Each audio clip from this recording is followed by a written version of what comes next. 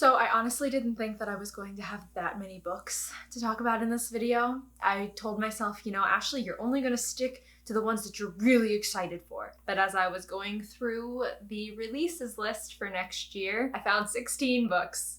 So that's what we're gonna talk about today. Hey guys, it's Ashley, and in today's video, we are going to talk about my anticipated 2020 releases. I make this video every year, I think.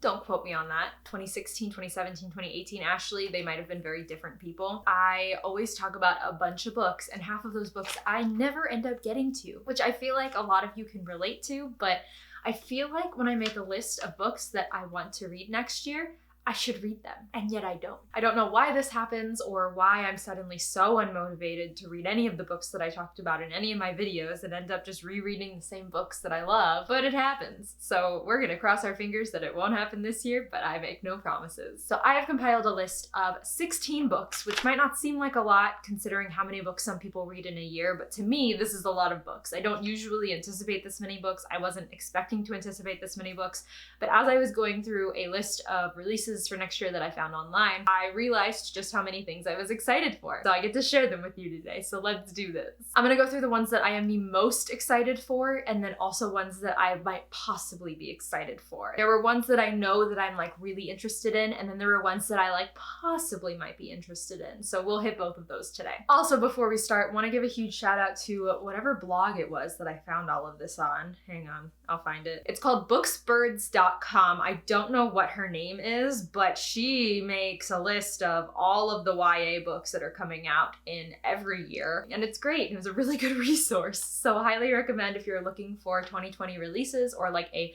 master list of them all, go check her website out. I'll leave the link down below because that's what I used to make this video today. Anyway, now let's get started. So let's go through some of the bigger books that I'm sure are going to be on a lot of people's 2020 TBRs. For example, Chain of Gold. Actually, wait, it's gonna be on this side. Chain of Gold by Cassandra Clare. I feel like this is one of the most anticipated releases that a lot of people have. Plus, this book sort of centers around the generation after the Infernal Devices. So it's all of the main characters from the Infernal Devices, their children that this focuses on. So we're gonna see them, we're gonna see their children, there's gonna be a lot of stuff happening, and we've seen some of these characters in some of the short stories that Cassandra Clare has written, like Ghosts of the Shadow Market and Tales from the Shadowhunter Academy and things like that. I'm really excited about this because I love James Herondale. I love him to death. So I'm really, really excited to read about his adventures, especially with Cordelia and Matthew and Lucy and all of the kids of the Infernal Devices characters. I'm so excited.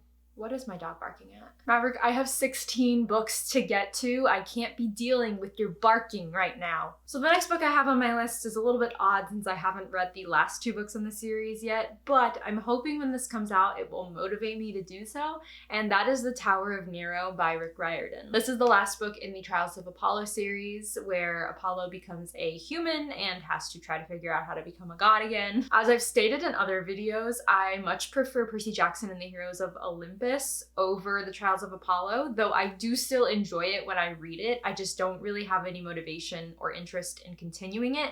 So I'm thinking and hoping that when this book comes out, I can just binge the rest of the series. It's not that I'm not interested in reading it at all, because I am. I do want to know what happens, and I will probably rewatch my reviews and book talks of the past 2 books so that when I go into reading the rest of the series, I will know exactly what's happening. But yeah, that's pretty much why this is on my list. I love Rick Riordan. I still love the characters, and I know that stuff happens in the series with the characters from the Heroes of Olympus based on what people have hinted to me at, and I surprisingly have not been spoiled yet. So again, please don't spoil me. I know that I want to read them to know more about what happens to those characters. Regardless of what happens to Apollo or Meg, like, I want to know what happens to my babies. The next book that is one of my most anticipated releases of the year, like literally so high up on the list, I'm reading it as soon as it comes out, is The Hand on the Wall by Maureen Johnson. And guys, this comes out on January 20th, which is so soon, and I'm so excited.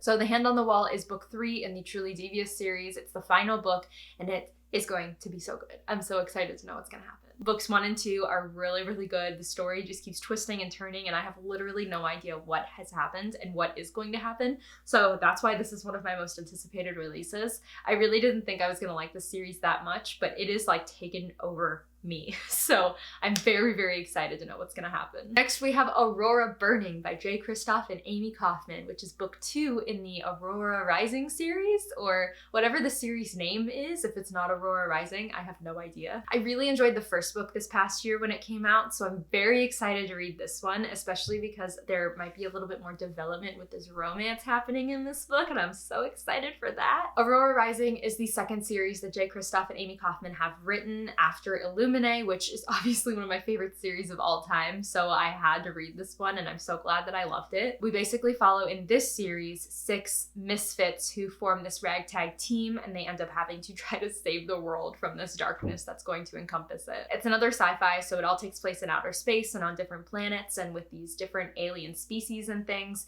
and I do have a book review up, so if you want to watch that, I will leave it linked down below. It's really good, and if you enjoyed Illuminae, you will enjoy this book because I thoroughly loved it. It was kind of slow going at points, but it definitely paid off in the end. The only criticism that I have for these books, the Aurora Rising books, is the covers. I really don't like the covers, and I don't know why. I don't know if it's because having like somebody's face like giant plastered on the front cover is not my thing.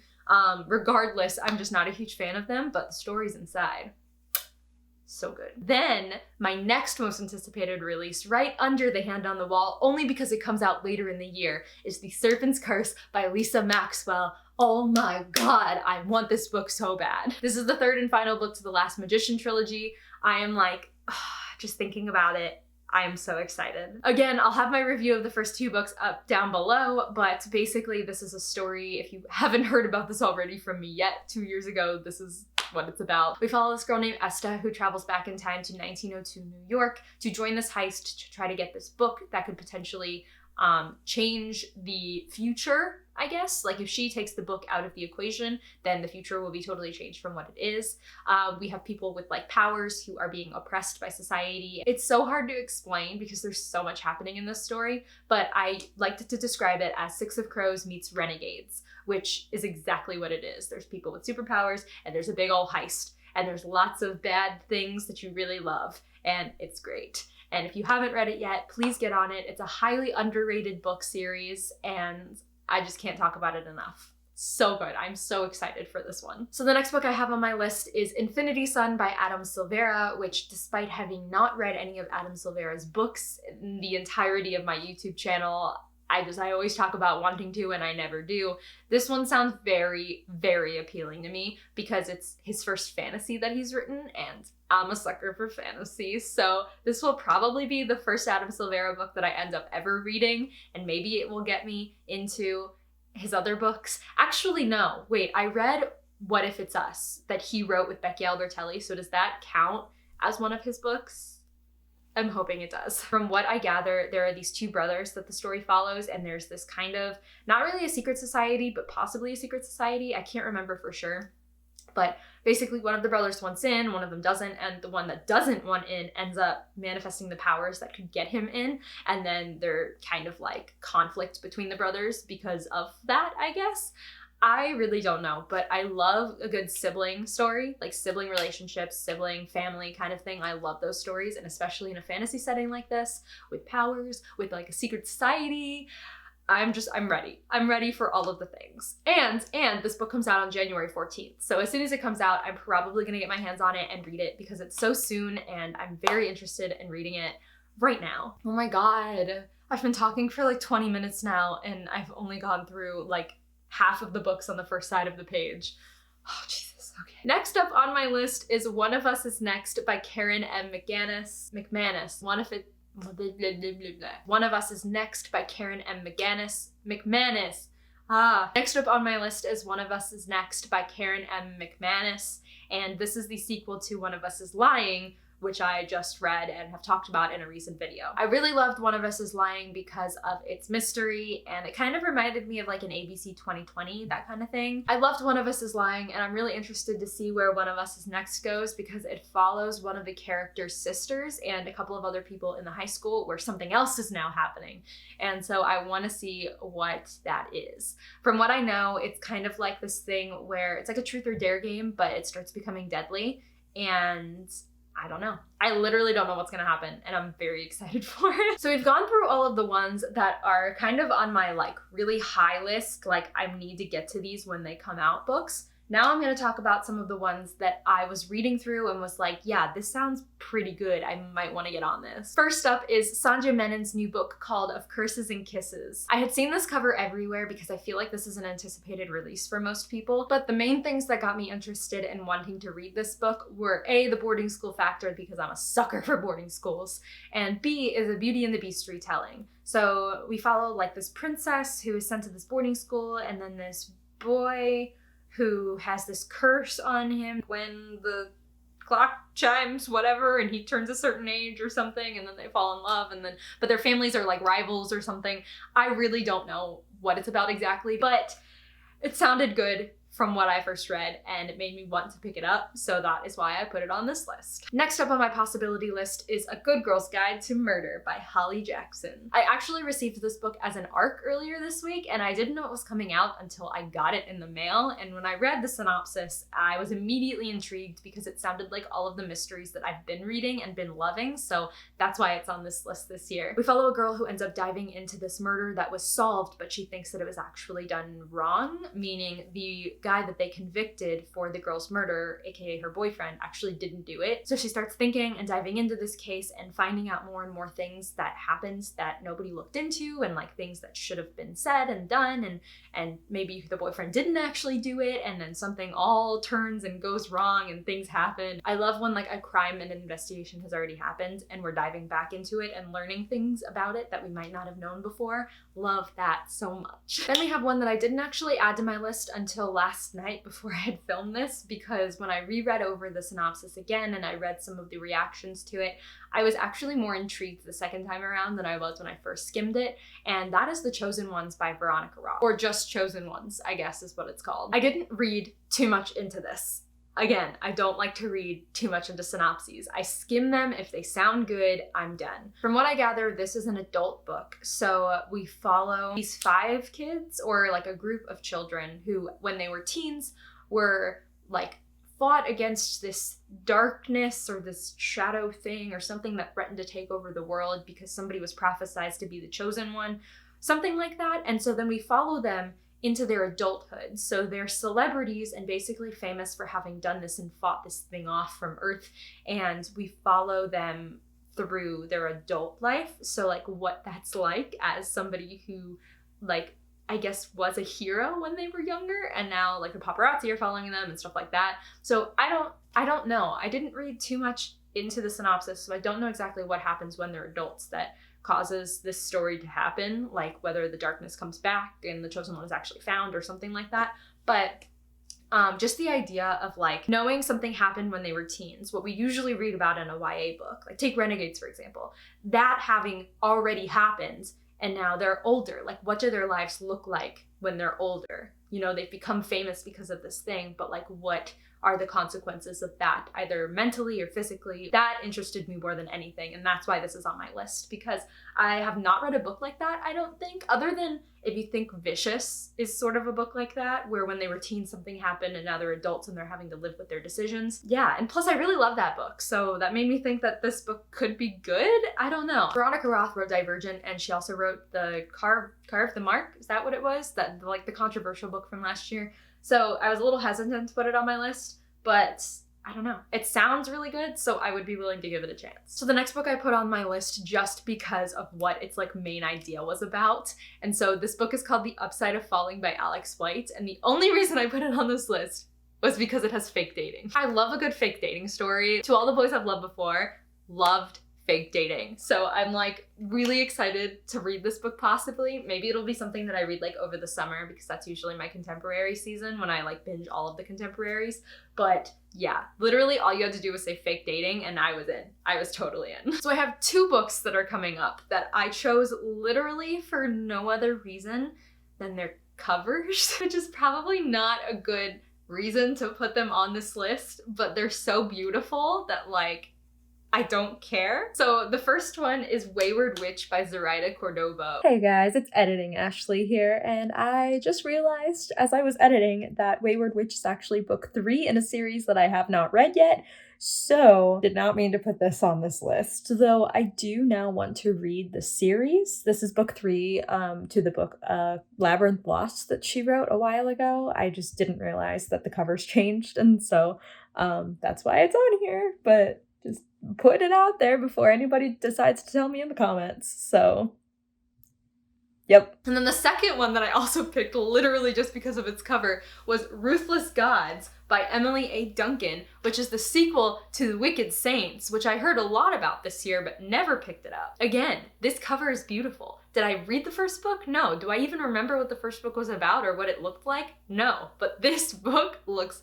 so beautiful, and I want it right now. Literally don't remember what this book is about. Like, fuck the synopsis. I love the cover. So next on my list is another book that I recently received as an ARC and didn't even know it was coming out, and read a little bit about it and was like, yeah, I could be into this. And that was House of Dragons by Jessica Cluess. I picked this book on this list because when I read it, first of all, dragons, like I said. Second of all, it reminded me of Game of Thrones a little bit, but also combined with every other, like, multiple point of view fantasy that I love, and so that's why it's on this list. It's also a thick book, so yes. From what I remember, it's kind of like the emperor of this world, kingdom, whatever, dies, and there are these chosen ones who have to fight for the throne, and so you follow these different people who have literally nothing to do with the throne whatsoever, as far as I can tell. They're all very different, but they all are supposed to fight for this thing, so yeah.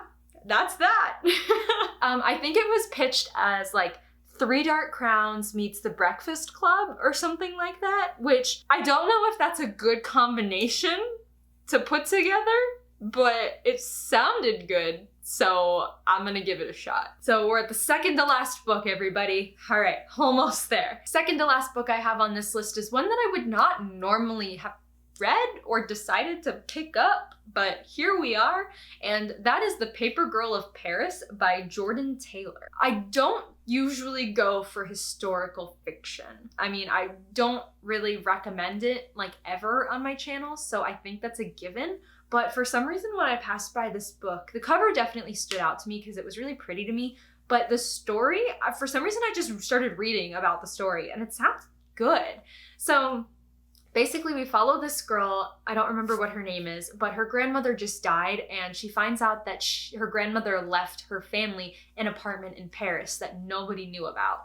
And so she ends up going to Paris and going into this apartment. She ends up uncovering a lot of the stuff that her grandmother kept hidden in Paris, and the reasons why her grandmother left and never told anybody about it. But we also follow a dual narrative of her grandmother as a 17-year-old girl in World War II Paris. So she ends up working with another boy to try to like work against the Nazis or something. And basically you're following these dual perspectives, grandmother and granddaughter at the same age in two very different worlds. Sounded really interesting to me, mostly because I like World War II history. It's very interesting. It's very sad, but it's interesting. Also, something that stands out to me is Paris, because I actually recently booked a trip to Paris. So I'm going to Paris next year, and although this probably wouldn't be a good book to read while in Paris because it's about World War II and like wars in Paris, and I don't really want to be reminded of violence while I'm in another country, but it just stood out to me because I'm going to be in Paris next year. And so I was like, you know,